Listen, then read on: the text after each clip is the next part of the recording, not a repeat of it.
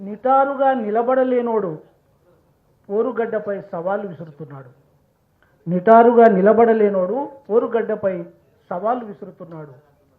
మన మట్టి మహిమ ఏమాత్రం తెలియనోడు కుర్చీపై ఊరేగుతున్నాడు. ఒకే గొడుగు కింద ఉండే ఒకడు ఆవేశంతో ఊగిపోతే మరొకడు మౌనాన్ని మోస్తున్నాడు.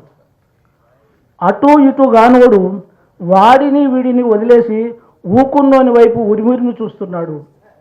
అంతా తమాషాగా ఉంది. త్యాగాల తడి ఎరగనోడు అమరవీరుల స్తూపం తాకి అప్పుడప్పుడు మలినం చేస్తున్నాడు. అమ్మ అవతారం ఎత్తిన ఓ అక్క ఎటూ పాలుపోనితనంతో ఇంటి గుట్టు రట్టు చేస్తున్నది. అంతా తమాషాగా ఉంది. హైదరాబాదులో నిత్యం ఓ తమాషా.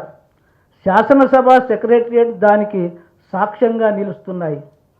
ఒకవైపు ధాన్యం వానకు తడిసిపోతుంటే దైన్యంతో రైతు ఆరిపోతున్నాడు. తెలంగాణ ఇప్పుడు గాలిలో దీపం. స్వప్నం భంగమైనప్పుడన్నా మరోసారి మనం ఉలిక్కి పడకపోతే పెనుచీకటి కమ్మేస్తుంది. అంతా తమాషాగా ఉంది. Thank you.